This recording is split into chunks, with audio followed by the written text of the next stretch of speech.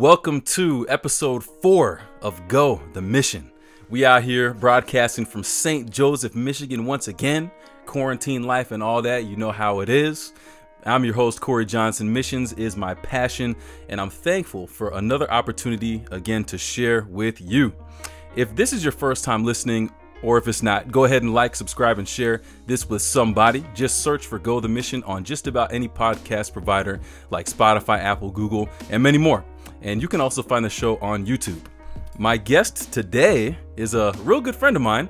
We actually served together in the mission field just a couple years ago, even though it feels like so much longer than that. But and we've also had some great times here back in the States as well after that. But he's none other than the great Josh Ramirez. Go ahead, introduce yourself, my man. Yo, Corey, what's good, brother?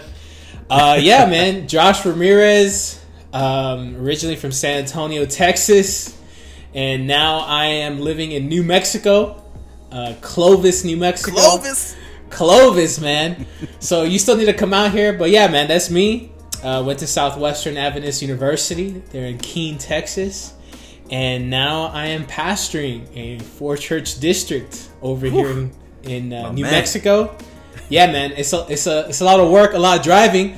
But just like you said, man, been quarantined in my house. This is my kitchen right here. So I'm here, brother. But thank you for having me on the podcast. Of course, man. I couldn't do it without you, bro. Could not.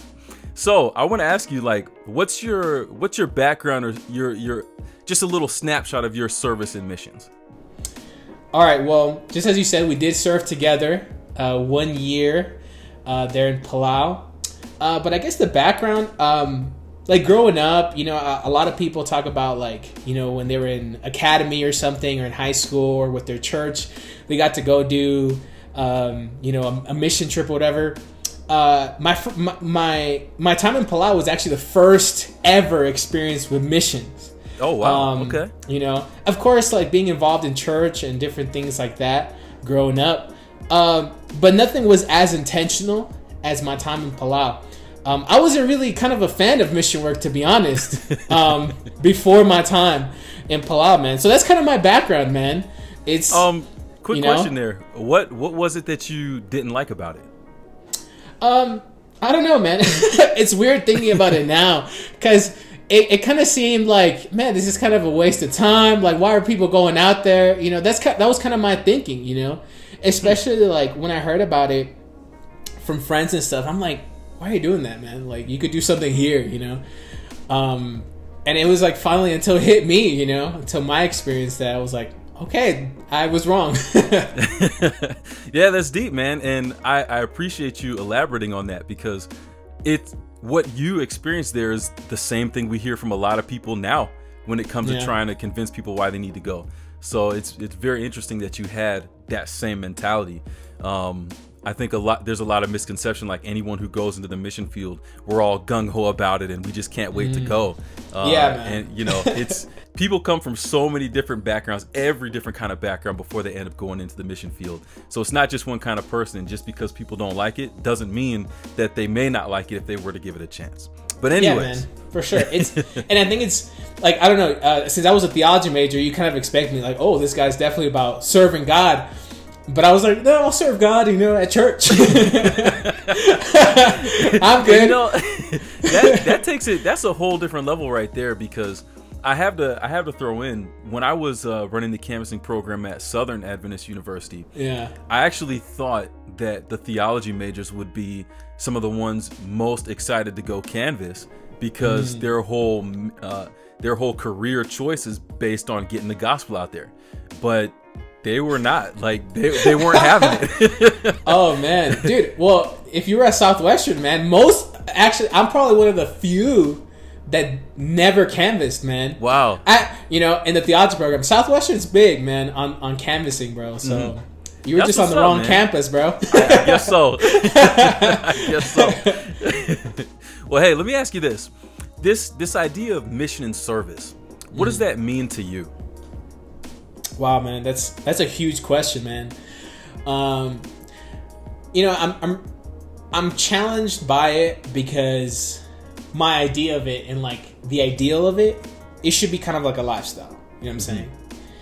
serving others and loving on others and just being mission oriented. It's a lifestyle. It's not just something that you do one time, that you do, once in a while.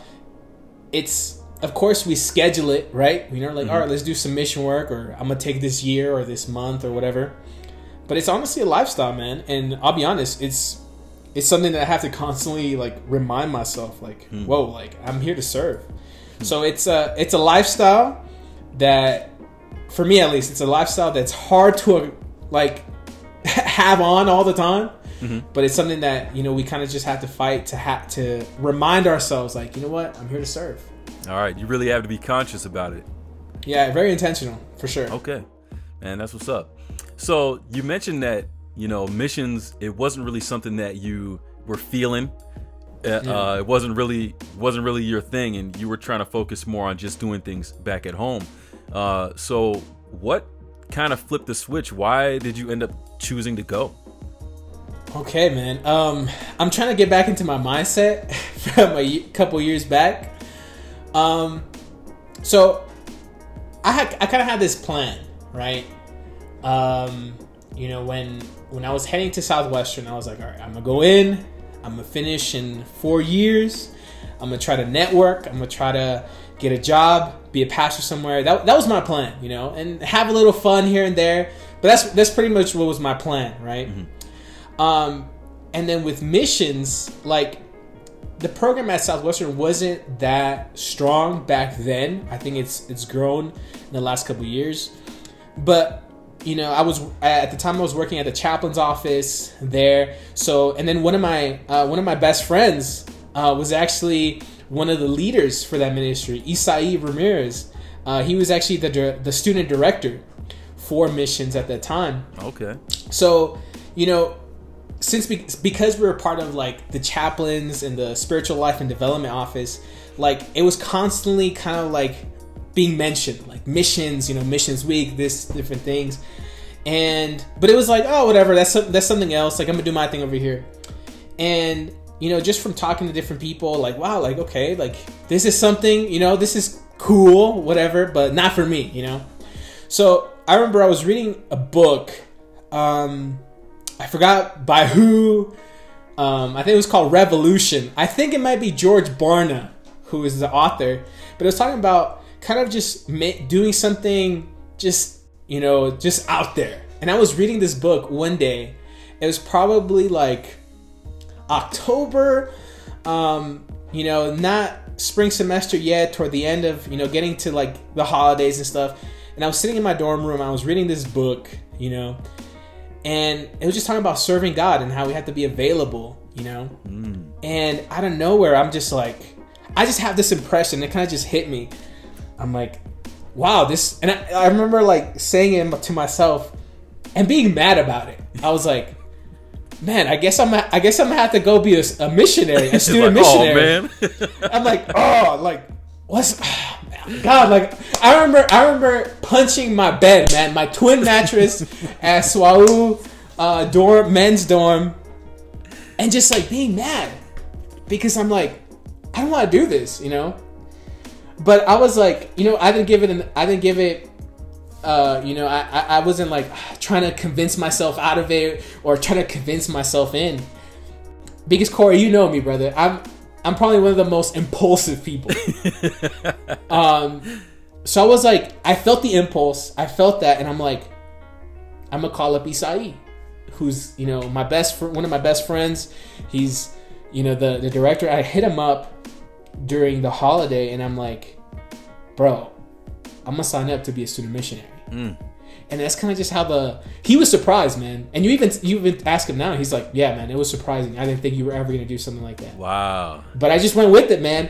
I didn't think about it. I signed up. I put in all my paperwork real quickly, and that's how it began, man. Dang, that's what's up, man. So getting to Palau, I don't know what maybe conceptions you had of what it would be like, but what was it like when you got there? Describe Palau, whether it's the nature, the people, the community. What was it like being there? Wow, man. So at first I had never heard of Palau. Never, man. I didn't know where it was. So, you know the process. Like, you sign up and you kind of pick the different places where you pick your top 3. And my top for like a couple of weeks was like going to Denmark. I was like, let me go out there, you know. And then I was just like, Palau, man, it sounds cool. It sounds like a cool name. And it was the Bible teacher job, you know, on there. So I was like, you know, I don't know anything about it. So that was kind of like my impression of like, it's an island somewhere. I have no idea about it. But once I got there, man, once I met Abner and kind of I was like, man, this place is like, whoa, like, it's a beautiful place, man. And I started looking up videos and stuff and just trying to figure out, man, it was way better than I even imagined, man. Like, of course, when we got there, it's a bit like after the Hawaii thing and, you know, you're meeting everybody. Everything's new, you know, everyone's new. Like, you don't know anybody. I didn't know anybody. Like, I was the only person from Southwestern going. So I'm like, this is weird. Pioneer. Is this real life? Is this real, man? So I'm just like, okay, like, so when I get to the airport, man, it was just like overwhelming a little bit, you know. But the people, man, like, you could just tell they're authentic, and it was an authenticity that I hadn't felt to that point. Wow. You know what I'm saying? Oh, bro, you know, like, I agree with that 100%. Dude, it went beyond my expectations, for sure. It's awesome. So I know if we were to sit down and talk about, you know, your experiences for the 10 months, that whole year's experience that you were there, we'd be here all day, bro. So part 10. So I want you to kind of tell me, give me maybe one or two of the highlights of your experience being there, the things that you really enjoyed about being there. Okay, man, just a few highlights, and I'm gonna start off with some of the easy ones. Okay. For sure, the nature, the scuba diving. Come on, one of the highlights, man. Come on now. You know, just experiencing God in a new way through nature. Yes. Wonderful, man. You know it, man. Like, I spent so much money on scuba diving. Worth it. Yeah, definitely the highlights. You know, some of those awesome moments that we had as a group. I can think of poker night whenever we would play at Abner's house, man, and kind of have a boys' night. Those are some of the highlights, man. Those little moments. No real gambling, of course. So, yeah, man. It was just for honor. Yeah. No, those were good times. Yeah, man. We sucked, man. We weren't good, man. For those who are listening, like, we had a cheat sheet on our phone, and we had to check it to see if we had a good hand. We were bad. We were really bad. Some other highlights is, you know, spending time with Biloom. Oh, yes. You know, spending time with some of the other, you know, church ladies and some of the families and stuff. One highlight for sure that I didn't think about earlier, but I just thought about it right now, was that baptism we saw in the prison. Ooh, yes, yes. And bro, like, think about it for a moment. Like, because when we give our life to Jesus, man, there's a freedom. Yet, like, this guy's gonna be in prison, like, probably his whole life, you know, I don't know. And it's just like, wow, like, you can still have the freedom of Christ. I'm gonna stop because I'm gonna start preaching. Hey, keep it real, bro. That's what we do. That's one of the highlights, man, for sure. That's one of the highlights. And of course, those, you know, it's so hard to think about specifics, but those little moments I had with students, man, either going out, you know, to eat, swimming, strolling, those after strolling, man. You know, after school. Some of those moments, or some of those moments when, you know, they were just getting those themes and the different things we'd be teaching. That was awesome. But one of the highlights, man, and I mentioned it to you before, was the last couple weeks we were there, and then we were just like, bro, let's do a week of prayer. Yeah, yeah. You know, I'm like, so bro, hyped. let's do it, man. Bro, okay. We planned it, like starting like on a Thursday before or like a Wednesday? Yeah. No idea what we're gonna preach, what we're gonna talk about. But it was it was so impactful, man. And to see young people make a decision for Jesus, man, God was moving. That was one of my highlights, God was moving man. Big time there. Yeah, man, for sure, dude. It was. I love that, man. We were preaching back to back and stuff. Oh, we're gonna have to do that again on this side of the ocean, bro. We're gonna have to do that. I know, dude. we need to do one side over here and then one back there. Let's get it, bro. Let's get it. I'm getting high. I'm getting goosebumps right now just thinking about it, man. Oh my goodness. So, I mean, high points and great moments, man. We could list those for days, but we got to keep it real, you know. So let's look at the flip side of the coin. What would you say were some of your roughest experiences or really hard growing moments that you had being over there as a missionary? Being away from home, probably one of the first times, you know, being away from everything that's familiar is definitely a challenge. You know, some of those very tough moments, like, you know, when like students, you know, I don't want to get into specifics with that because, you know, we love these students, but yet when there has to be discipline or there's something like that, it hurts, you know? Yeah, that's always tough. And those rough days teaching, you know what that's like, man. It's, you know, those were rough, man. You know, there's different little disputes, I guess, amongst the group and stuff, and those are challenging. But during my time in Palau, I was actually dating someone back home. And you know about this, Corey. You were right there with me during the whole year. And one of the toughest things is trying to be present in Palau and at the same time trying to nurture a relationship back home.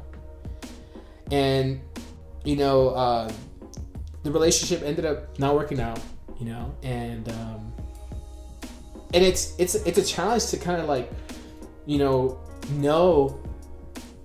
that maybe, I don't know, or the uncertainty, you know, of like, maybe if I would have stayed, maybe if I wouldn't have gone to Palau, maybe my life would be different, or I would be this person or that person.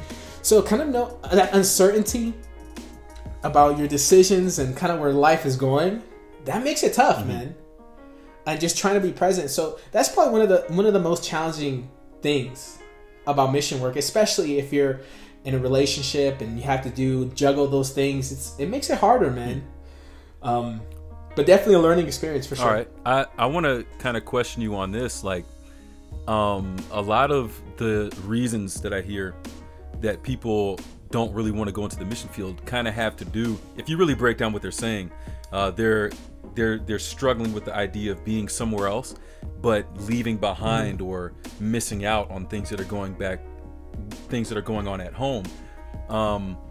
What do you think?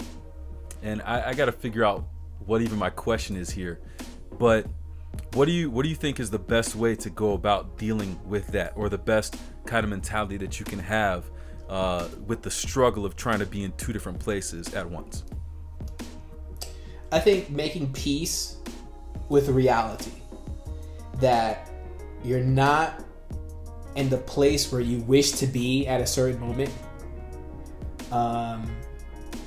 Because, you know, there was thousands and thousands of miles between me and my family, me and friends back home, and me and this other person.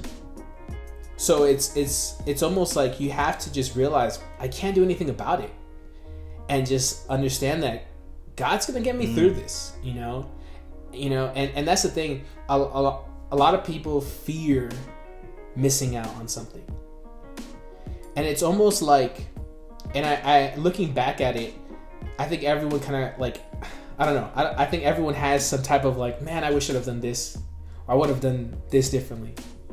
And thinking about my experience back in Palau, sometimes I'm like, man, I wish I would have been a little bit more present there, you know? Because what ends up happening, if you try to like be present, you know, in Texas, while physically you're in Palau, and you try to juggle both, at times, you're not in either places. Oh, that's deep.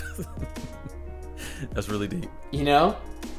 And that's the thing. It's almost like you have to make peace. Yeah, I'm missing out on my family. Yeah, I'm missing out on this. But when you get back, when I got back, man, it was like, I didn't really miss out on much. yeah, I missed out on a couple birthdays, and some of my friends got married, and some of these wonderful things, man. But at the end of the day, the Palau experience was worth it. And that's the thing. Like, in the moment, you're people that are thinking of going, or that they've been there or are there right now, whatever, in the mission field. When you're in the thick of it, in that moment, it's almost like you can't think clearly, and you kind of have to remind yourself, okay, I'm here. Things are gonna work out. Things are gonna be fine. I just gotta be present here. So that's kind of, I don't know. I don't know if I went off on the answer, but no, I think that was perfect, because I've never heard, like, that's kind of something that I've wondered. It wasn't something that I personally struggled with for the majority of my time in Palau, but it is something that I've wondered based on what I have seen from other missionaries that have come in my time there. And of course, you know, we talked about the different things that you had gone through before, but I saw some other ones, and I'm just being honest, you know, I've seen some other missionaries who have come over the years who at least did not make that effort to be. There wasn't even a struggle going on of trying to be present in two different places. It was like, I'm here in Palau, but I'm really not here. Like, I'm filling a spot and I'm playing this role, but everything that I'm about is still what's going on at home. Like, people weren't able to let go of that. And the community is the one who felt the impact of that the worst. You have the students who were trying to engage with a teacher, trying to get help for this and help for that, and they're always, you know, FaceTiming back home, or they're worried about this and they're worried about that. They're not available for the people that they're supposed to be there to serve. And that's tough. Yeah, it's tough for the students, especially because, you know, everyone who comes out to play, every single person has something where they're good. And to me, every single one has a reason that they're there, a way that God could use them in a special way. And if they aren't able to make that effort to be present, it's almost as if, and I'm not trying to be critical or anything, but it's almost as if they're missing out on part of their mission, or they're not accomplishing everything that they could, as for the reason that God may have put them there. So, oh, for sure, man. It's like you have to kind of just pick a reality and just be like, all right, this is, you know, you can either live in reality or fantasy, man. And Palau already looks so much out of this world. I'd rather live in that reality. Just all in. You know? Yeah, all in, man. That's what it's about. So, after, you know, your whole experience there, what was it like when you realized that it was coming to an end, that experience was coming to an end? And I definitely want to ask this in the context of, you know, your feelings leading up to going there, your experience being there, kind of your struggle of being present there and back at home, and now you get to this moment in time where this experience is coming to an end. What did that feel like? Dude, it's okay. I think there's a point where it depends on who you are. It depends on what type of person you are. There's a moment in your experience where you kind of feel like, man, I can do this forever. You know, like, I'm adjusted. I'm here. Like, this is my place. Definitely feel you on that. I really started to feel that. Like, probably January or February of my time there. You know, and, you know, March, April, like, you know, oh man, I'm like, dude, this is it. Like, I'm here, you know, like, Palau, like, I'm enjoying it, you know, because there's that adjustment, because it's like the first couple months you're there, you're adjusting, you're like, I don't know what's going on, you're like, and then you kind of get the hang of it, and it's gone, you know. So it was kind of like, I kind of forget the timeline, but one of the first times it hit me, like, I'm leaving, was with Pastor Tiago. Pastor Tiago had been pastor there at the Koror Church. I don't know, how many years, Corey? Just a couple. 2 or 3, maybe, right? So, you know, as you know, pastors, they get moved around, you know, and you know, it was during my year that Pastor Tiago, a wonderful guy, man. Yeah. Oh, one man. Of the he helped me out so much. Amazing pastors, man. Amazing pastors. You know, as I see him preparing to leave, I'm hit with the reality, man. They're like, whoa, like the Palau experience is not forever. Because the days go slow at times. The days go by fast. But there's a moment where you kind of just settle in and you're comfortable and this is your place. And it's almost like him leaving was kind of like a wake-up call. Like, bro, like this is gonna end. And that was one of the first times, like, man, it hit me, man. I'm like, this is not gonna be forever.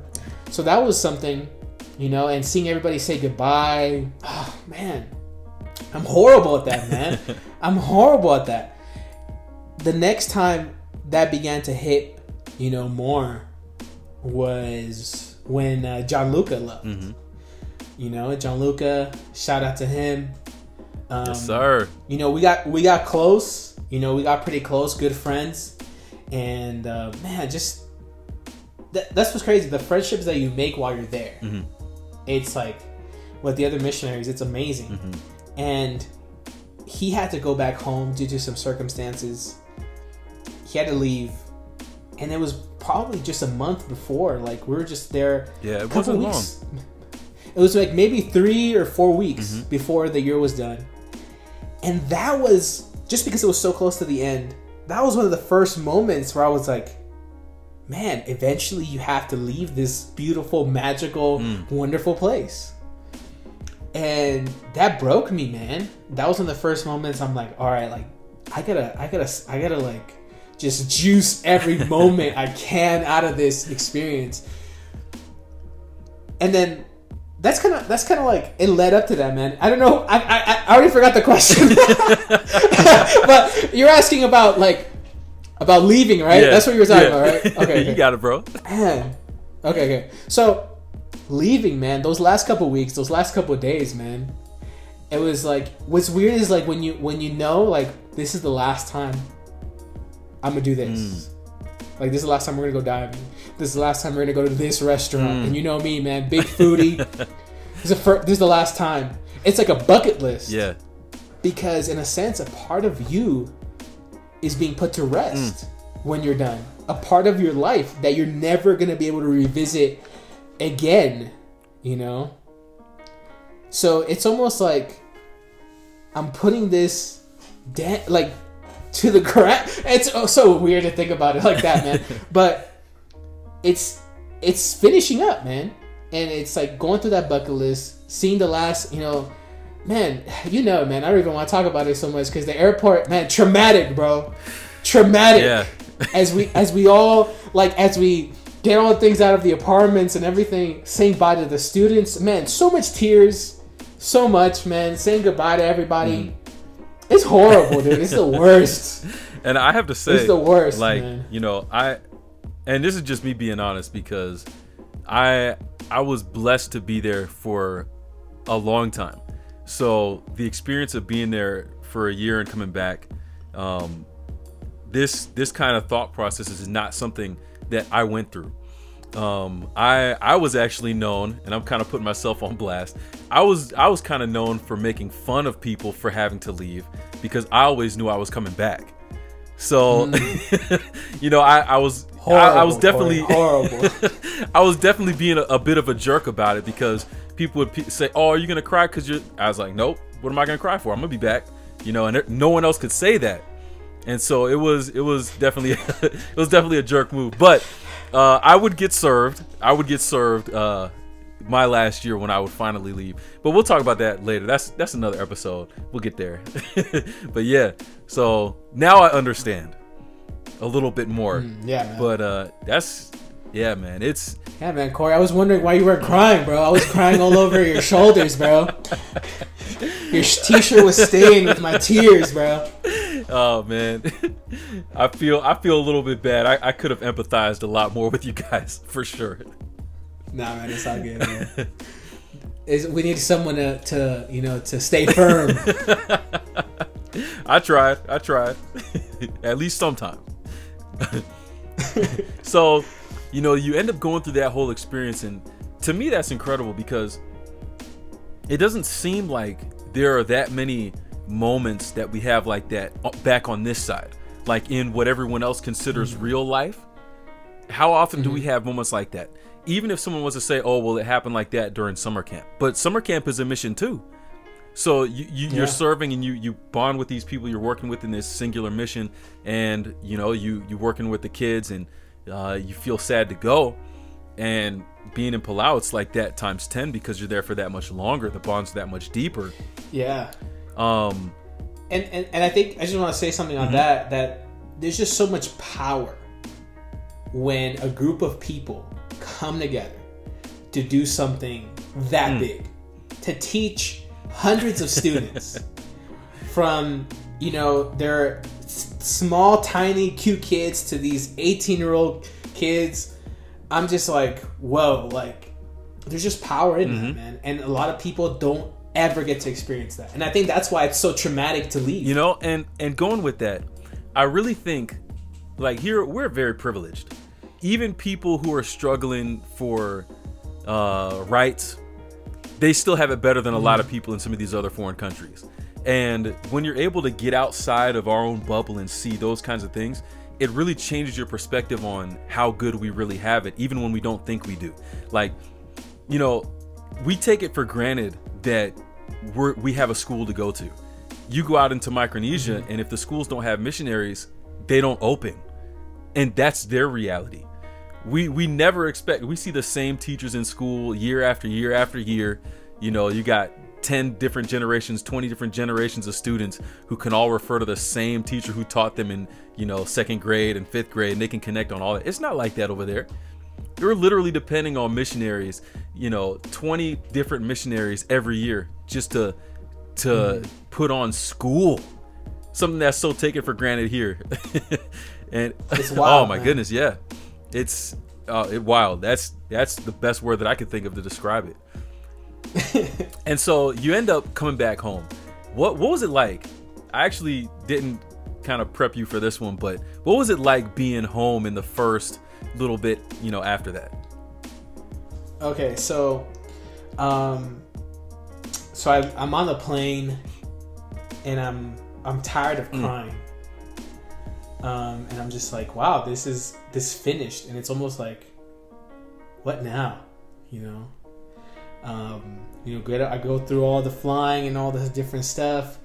Finally get down to Dallas, Texas, man.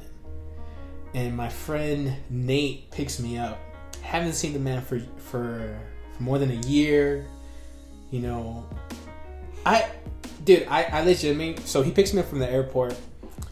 I'm kind of freaking out a little bit in a sense of like, whoa, like I haven't seen a developed city like this in so long. And I remember it was like he picks me up from DFW airport, which is a huge airport, man.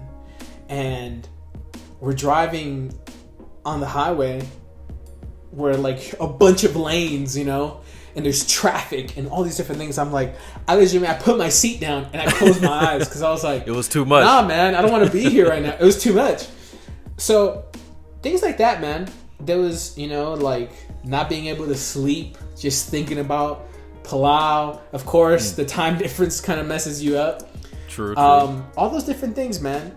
There was. I'm glad I kind of went into some ministry opportunities. Pretty much as soon as I got back. But it was a constant just thinking about Palau. And it was weird, man.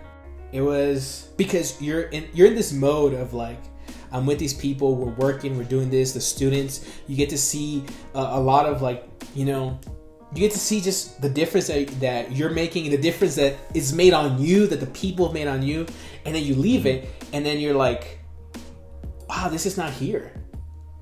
Whatever you thought was impactful before, it just, Palau, surpassed it all. Wow. So I got back, and it was almost like, man, my life is kind of meaningless. Dang. What am I doing? And I'll be honest, man, like the transitioning back to school, those were some of the toughest months of my life, man. Very difficult. You know, a lot of my friends that I was real tight with had graduated or transferred out. So I was kind of trying to find myself back because I'm different now. Like, you know, you don't notice it, but people notice, like, after, like, the changes that have happened. So I'm a different person. You know, I've realized a lot of different things. And I'll be honest with you, Corey. Like, there was a lot of stupid things that I did coming back, you know, and I'm not gonna get into the details. I'm sure, you know, maybe students listening. Oh, what did Mr. Ramirez do? Like, nah, you ain't gonna know. Psych. But yeah, man, sneak attack. Yeah. All insiders, no one understands. So it was just tough, man. It was just really difficult transitioning back. But I'm thankful that there was good few people, my family included, some good friends, that kind of just caught me in a sense. And they were able to kind of, you know, for me to kind of have a smooth landing, even though it was rough. And I was able to kind of get my groove back, you know. Like, okay. My life is normal, but it wasn't, even now, man, even till now, and it's been, what, 2 years now? Almost 3. Like, I still think about it. You know. But yeah, man. So coming back is definitely strange, man. Huh.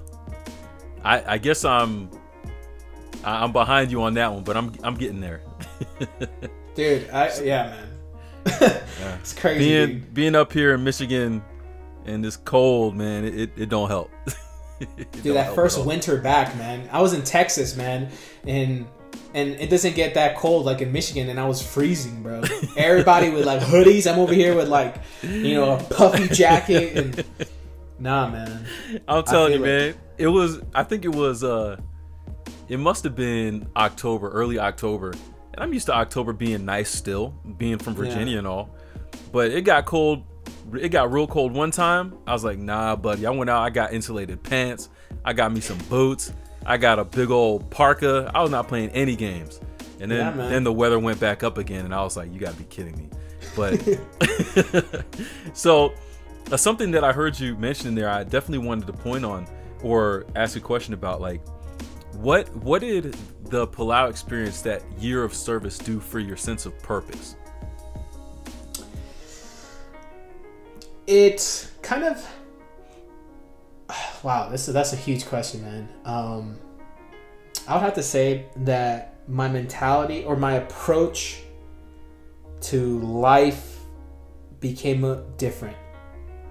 I began to think more about other people. Think more about, you know, what's going on in the lives of others. I think it helped me become more empathetic with people. To just relate. Those are some of the things, man, that kind of like it was like a growth that happened, you know. You know, looking back at it all now, it's like I think about this, and maybe I'm going off of your question, or maybe not. I don't know, but go for it, man. You know, now as a pastor, I don't imagine myself being a pastor if I didn't go to Palau. Like, if I'm not like I'm barely like I don't even have a year yet of pastoring, and I think I would have been a suckier pastor if I didn't go to Palau, man. You know, because Palau teaches you grit, man. It teaches you endurance. It teaches you to be a little bit tougher, man. Because you're right, man. People out here, they just, you know, they don't. I don't know, man. Palau. There's a lot of pressure, man. You know, you gotta, you know, show up and do all these different things and set up a standard and stuff. And looking back at it now, man, I don't think I would have ever succeeded. And I think the small successes that I see now, I always kind of, you know, if I backtrack, it always goes back to Palau. Wow. At least in this season of my life. That's really deep, because it's not like, I've seen where missionaries come and they have an experience there and they totally change their whole thing about what they want to do when they come back. But you left here wanting to be a pastor, and coming back home, you remained in that same field and profession. you just feel like what happened there boosted everything about your idea of ministry. Oh yeah, man. It became more about the people, because it was more my approach was more about me. Wow. Like chasing clout, bro. Like, let me make these connections. Like, let me put this out on social media. Let me do this. Let me do these different things so that people can notice me, so that when I'm out of college, I can have this great job. So that's what it was. But with Palau, it kind of just like it allowed me to refocus and be like, nah, man, the best moments you can have as a pastor are those moments where you're having an intimate conversation with somebody, when you're, just listening to somebody. And I can think of just, a few moments back, man, where I think I was being a pastor to some of these students, just being there and listening to them. Absolutely. Not even preaching, man, because I thought what makes you a good pastor is as long as you're preaching good, Nah, man. Nah, dude. So missions and service, man, it changes everything about perspective. I'm learning that. Yes. I'm learning that too, even for as long as I'm there, and for every day since being back here, I'm learning that every day. So you actually had a really cool experience, because you went through having to be back here and thinking about Palau, but you also had the opportunity, which I have to say not many get, because there have been a lot of people who say that they're coming back or say that they want to come back and they don't. But you had the opportunity to come back. So what was that like, being able to come back to Palau? Wow, even man. For just that spring break, that short few days. Bro, dude, just thinking about that, man. Just thinking about the fact that I was able to do that, it kind of, I kind of get angry at myself right now, because like, Josh, like, why are you complaining about your life, man? You got to go back to Palau for like a couple days. Like, why are you even tripping? And I think I need to remind myself more that I got to go back. Anyway, that was too much fun. How was that bro. experience? Dude, it was so much fun, bro. That experience of going back, because you leave an idea, or you leave, like, okay, let's say you kind of paint a picture, right? And like through my time in Palau, I painted a picture of what Palau is like through my eyes, through the eyes of those current students at that time, the current teachers and staff, all that. When you go back, everything changes. Everything is okay. At the same time, it's like very similar, but that picture that you had in your mind, someone else came along and changed up the picture a little bit. Because I thought like, this is what Palau is like, and when I got to go back, it was amazing, man. But it's almost like I had some type of closure. Some closure with Palau, because there's another thing that happens when you come back. Everything is compared to your experience in the mission field.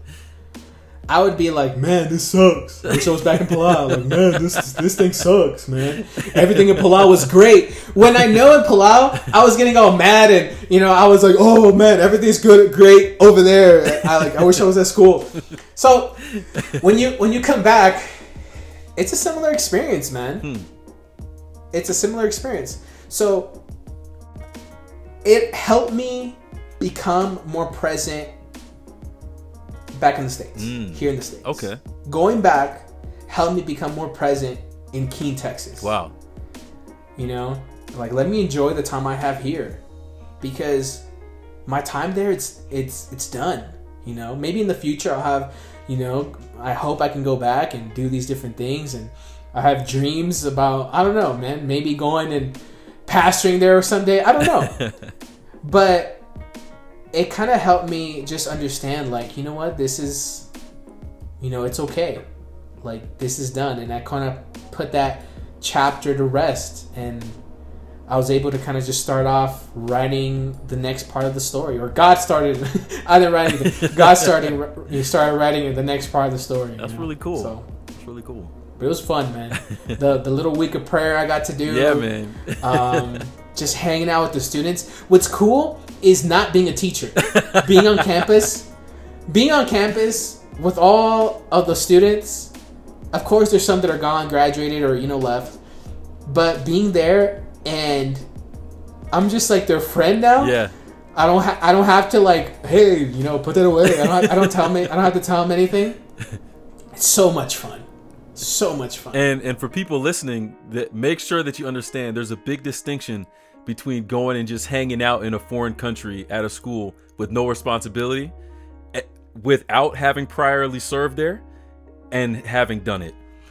Because Josh was able to have the experience of being there before and going through all of that struggle, his ability to return became more like a celebration and an appreciation that he could take without having to worry about the stresses. Because mission life, it is nice, it is fun, it is exciting, but it's work. Like, even though we're in Palau, it's not that we're just chilling and every day we're out there scuba diving and stuff. It's hard work, and we have the lesson plan, and we have the grade, and we have to make sure that we're trying to give these kids the best that they can in terms of education, where we don't even feel like we're qualified to do it. Thankfully God comes in and makes up for our lack. But to be able to go back and see, I really like hearing that experience from you, because that's an experience that I have not had yet for all the time that I've been there. Every time that I've been there, it's been in a working capacity. So I'm looking forward myself to being able to go back there and kind of seeing things from the outside and how things have grown, and then even have a sense of closure as for my time of service there. I think that will be really cool. But yeah, one thing I want to add that I just thought about right now is that mission work. It's you have to hand off the baton, and because it's bigger than us. It's bigger than us, man. It's much bigger. You kind of come in as a teacher, and hey, Mr. So-and-so or Mrs. So-and-so did this last year, and this is how it was. And by the time you're kind of finishing up, you kind of start hearing a little less of the people before.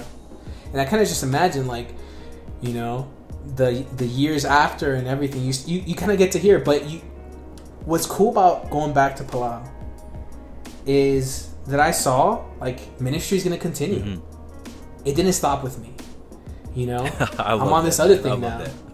But ministry is something that you hand off. It's never yours, because there's like you can't be a superstar, man, in ministry. Like, I know we have like celebrity pastors. What you just said, I know we have these different things, man, but we can't. There's no superstars in ministry, man. And such a great point. Like, I hope I'm remembered in a really nice way, but I also hope, and it's kind of weird to say, but I also hope that I'm forgotten because of the so many amazing people that have come after me, and they're going to continue to come after me. So I don't know, man. I like that.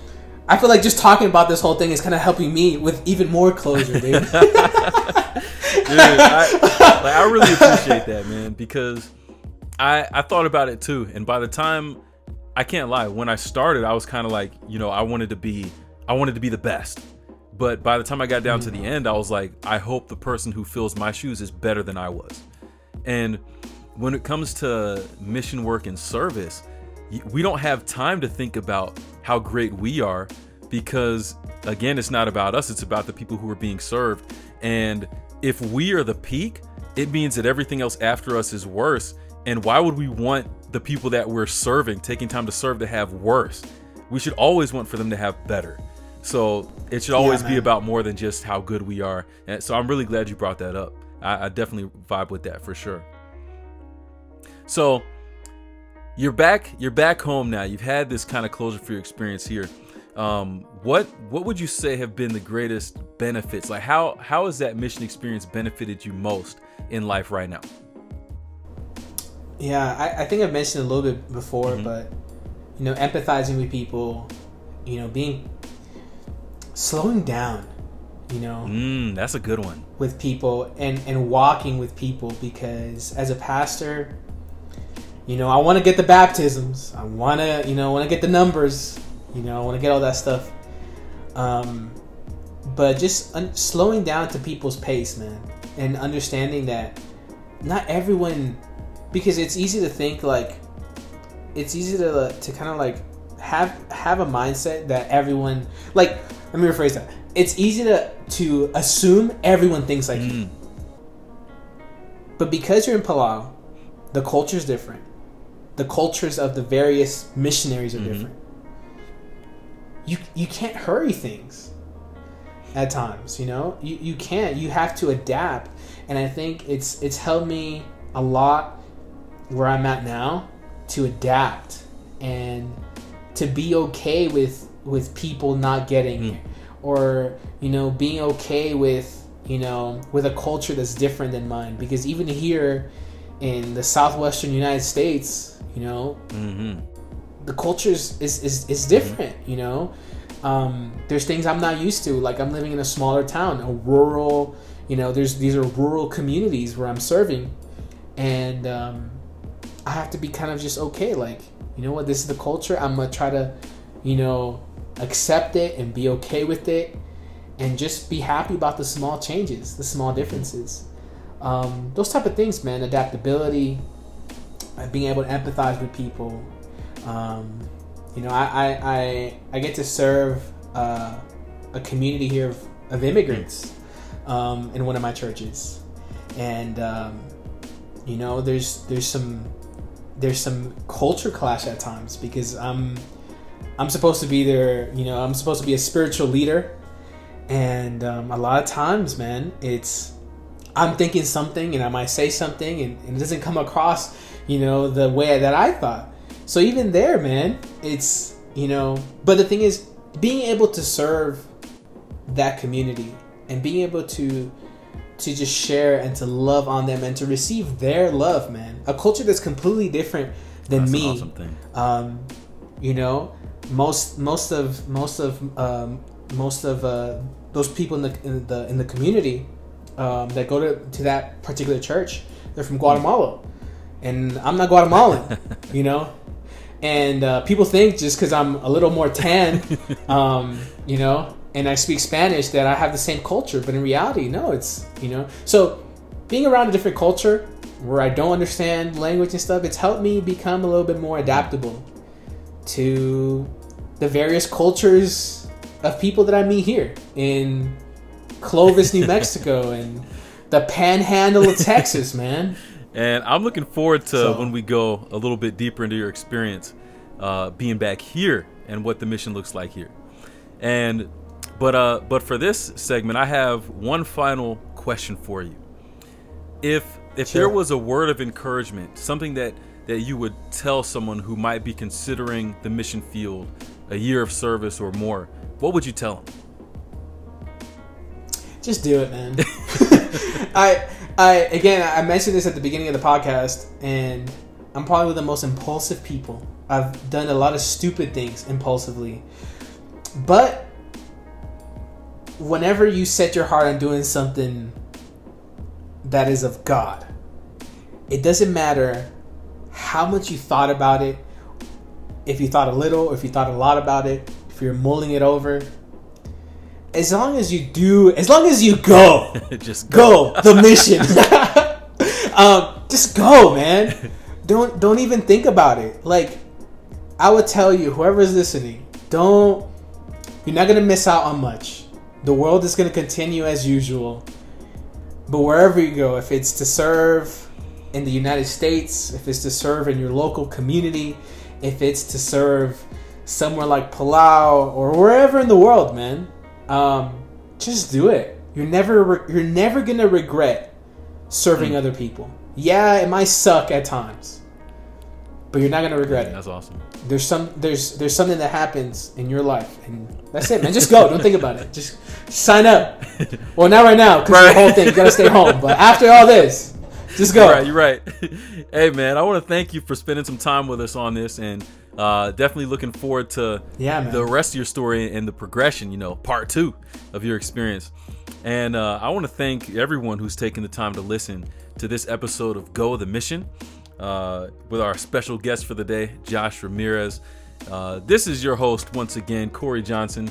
And just want to remind you that every other weekend, a new podcast is going to drop. And it doesn't matter whatever platform you're tuning in on. just like, subscribe, and share so we can continue to get the mission out there. If you have any questions about missions or you're wondering how to be a missionary, let me know. I can put you in touch with some people. And you can reach me by email using gothemission@gmail.com, or just drop a comment or message through social media or YouTube. And finally, remember, to exist is not enough. We out here to be out here. Until next time, peace.